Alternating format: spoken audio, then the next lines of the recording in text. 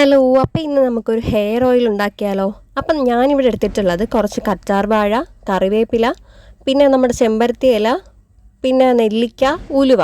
ഇത്രയും സാധനങ്ങൾ നമുക്കൊന്ന് മിക്സിയിലിട്ടൊന്ന് അരച്ചെടുക്കാം. അപ്പോൾ നമുക്കിനി ഈ ഒരു കൺസിസ്റ്റൻസിയിൽ വേണം അരച്ചെടുക്കാനായിട്ട്. ഒരുപാട് വെള്ളമായി പോകരുത്. ഇനി നമുക്കൊരു പാത്രമോ എന്താണെന്ന് വെച്ചാൽ എടുത്തിട്ട് അതിൽ നമുക്ക് ആവശ്യമായിട്ടുള്ള ഓയിൽ ഒഴിച്ചു കൊടുക്കുക. അതൊന്ന് ചൂടാകുന്നവരെ വെയിറ്റ് ചെയ്യാം. തിളച്ച് കഴിയുമ്പോഴത്തേക്കും നമുക്ക് കുറച്ച് ഉലുവ ഒന്ന് ആഡ് ചെയ്ത് കൊടുക്കാം.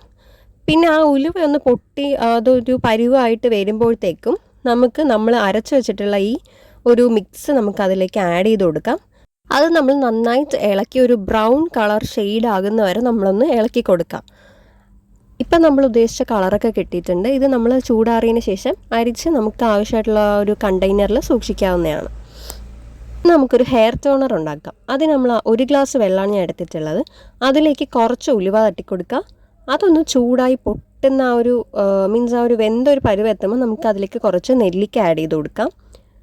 നമുക്കതിലേക്ക് കുറച്ച് ആലോവേറയും പിന്നെ കുറച്ച് കറിവേപ്പിലയും കൂടി ആഡ് ചെയ്ത് കൊടുക്കാം. ഇനി ആ വെള്ളം ഒന്ന് തിളയ്ക്കുന്നവരെ നമുക്കൊന്ന് വെയിറ്റ് ചെയ്യാം.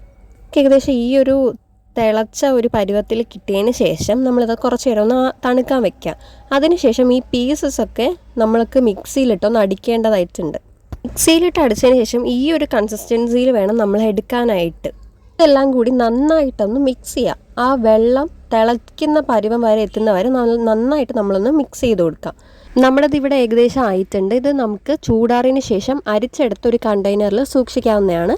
ഡെയിലി നൈറ്റ് ഹെയർ കെയർ ചെയ്യുന്നതിനൊക്കെ ഈ ഒരു ഹെയർ ടോണർ നന്നായിരിക്കും. നമ്മുടെ ഹെയർ ലോസിനും ഹെയർ തിക്കനാക്കാനും ഒക്കെ സഹായിക്കും. ഞാനിത് ഡെയിലി യൂസ് ചെയ്യുന്നതാണ്. അപ്പോൾ അടുത്ത വീഡിയോ